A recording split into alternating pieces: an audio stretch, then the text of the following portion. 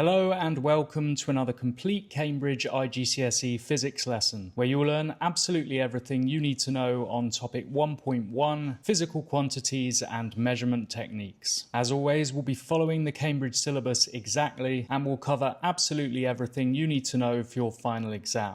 So you need to describe the use of rulers and measuring cylinders to find a length or a volume. Rulers, with markings in centimetres and millimetres, are used to measure the distance between 2 points. Typically, one end of the object would be aligned with 0 and a reading taken from the other end, but you may also be asked to determine the length of an object that isn't aligned with 0. For example, to find the length of the pen, simply deduct the smaller of the two readings from the larger. 12.5 minus 3 is 9.5, so the correct answer is 9.5 centimetres. Now 9.5 centimetres can also be written as 95 millimetres, given that there are 10 millimetres in a centimetre, and 0.095 metres, given that there are 100 centimetres or 1,000 millimetres in a metre. Here's another example, similar to a question that appeared in a recent exam paper. So to find the average diameter of a ball bearing, deduct the smaller of the two readings from the larger, and then divide by the total number of ball bearings. 5.6 minus 2 divided by 6 equals 0.6 centimetres. Measuring cylinders are used to measure the volume of liquids. Measurement should always be taken from the bottom of the meniscus, which is curved due to surface tension and intermolecular forces interacting with the walls of the container. Note that measuring cylinders come in different sizes, and the smaller the cylinder, the more accurate the measurement. The usual unit for volume is cubic centimetres, although for much larger volumes, cubic decimeters or cubic meters may be used instead. Now, measuring cylinders may also be used to calculate the volume of an irregularly shaped object by displacement. Simply add some water to a measuring cylinder, record the initial volume from the bottom of the meniscus, and then add the object. The amount the water level rises is exactly equal to the volume of the object. In this example, the final volume is 38 cubic centimetres and the initial volume is 26 cubic centimetres. So the volume of the object is 38 minus 26, which is 12 cubic centimetres. Next, you need to describe how to measure time intervals using clocks and digital timers. For example, the stopwatches show the split times of two runners. Which one ran the second lap the fastest? So to calculate the time taken by each athlete to run the second lap, subtract the time at the end of the first lap by the time at the end of the second lap, which needs to be converted into seconds. As there are 60 seconds in a minute, 1 minute 32 is 92 seconds, and 1 minute 28 is 88 seconds. By deducting the lap 1 times from these values, we find that athlete A ran the second lap in 48 seconds, 1 second faster than athlete B. Next, you need to determine the average value for a small distance and for a short interval of time by measuring multiples. So the diameter of a wire, the thickness of a sheet of paper, or the volume of a single drop of water are all so small that each would be extremely difficult using standard apparatus to measure accurately. To get around this, we can measure multiples and then divide the total value by the number of objects measured or repeats conducted. For example, this wire is very thin, so its diameter cannot be accurately measured using a ruler. However, by coiling the wire multiple times, measuring the total, and then dividing this number by the number of coils, the diameter of a single wire can be determined accurately. Another example, specifically referred to in the syllabus, is measuring the period of oscillation of a pendulum. The time it takes for a single oscillation, that is, for the pendulum bob to complete one full back and forth swing, is difficult to measure accurately as it relies on human judgment and reaction time. Recording the time it takes to oscillate 10 times and then dividing that number by 10 provides a far more accurate average time for a single swing.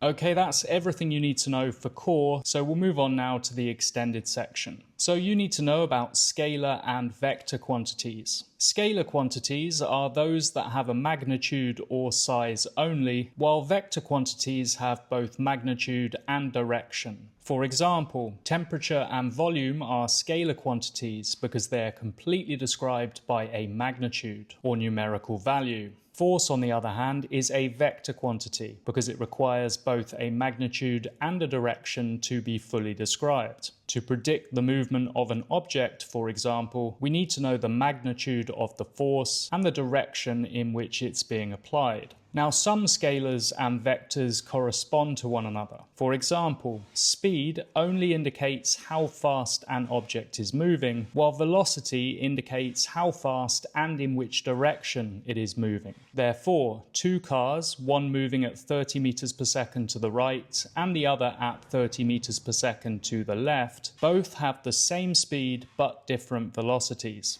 Now, you need to know that distance, speed, time, mass, energy, and temperature are scalars, and that force, weight, velocity, acceleration, momentum, electric field strength, and gravitational field strength are vectors. More on each of these quantities later on in the course. Finally, you need to determine the resultant of two vectors at right angles. So vectors, including force and velocity, can be represented by arrows. The length of the arrow represents the magnitude, and the direction of the arrow indicates the direction. The length of the arrow should be proportional to the relative magnitudes of the forces or velocities. For example, an arrow for a velocity of 20 meters per second should be exactly twice as long as an arrow for a velocity of 10 meters per second. Vectors can be divided into two components. The vertical component represents the velocity of or force applied to an object in an upwards or downwards direction, and the horizontal component represents the velocity of or force applied to an object in a horizontal direction. For example, if an aeroplane is gaining altitude at a constant velocity, the vertical arrow represents the speed at which it's moving upwards, away from the ground, and the horizontal arrow represents the speed at which it's moving to the right, parallel to the ground. Now, these component vectors, which are at right angles to one another, can be combined into one resultant vector.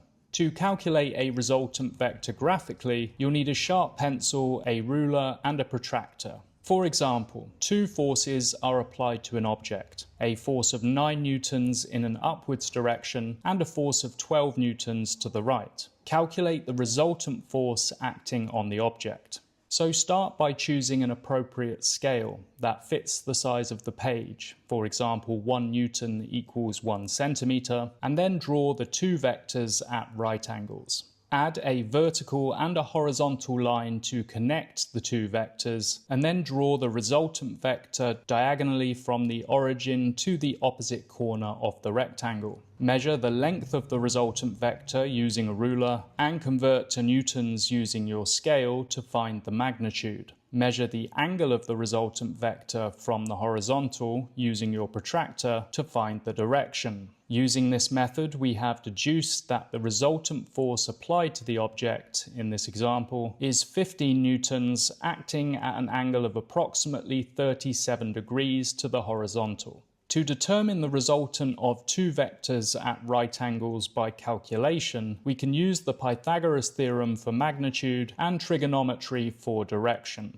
So two forces are applied to an object, a force of 12 newtons in an upwards direction and a force of 20 newtons to the right. Calculate the resultant force acting on the object. So the first step is to draw a vector diagram with the horizontal and vertical vectors arranged head to toe so that the resultant vector forms the hypotenuse of a right-angled triangle. Unlike the previous method, this diagram doesn't need to be accurate, as long as each side is clearly labelled. The second step is to calculate the magnitude of the resultant vector using Pythagoras theorem. C squared equals A squared plus B squared, where C is the hypotenuse, the longest side of a right-angled triangle opposite the 90-degree angle, and A and B are the other sides. In this example, C squared equals 12 squared plus 20 squared, which is 544. So C, the magnitude of the resultant force, is the square root of 544, which is approximately 23 newtons. The third step is to calculate the direction of the resultant force using trigonometry. Now, since we know the opposite and adjacent sides of the triangle, the angle theta relative to the horizontal is calculated using the equation tangent theta equals opposite divided by adjacent. You can use the mnemonic SOHCAHTOA to help you determine which trigonomic function to use. Tan theta equals 12 divided by 20, which is 0.6. So theta is equal to inverse tangent of 0.6, which is approximately 31 degrees. The final step is to state the resultant force, including both the magnitude and direction. In this example, the resultant force acting on the object is 23 newtons at 31 degrees from the horizontal. Well done, you've just covered absolutely everything you need to know on topic 1.1, physical quantities and measurement techniques. If you have any questions, leave a comment down below, and I'll see you next time for topic 1.2 on motion.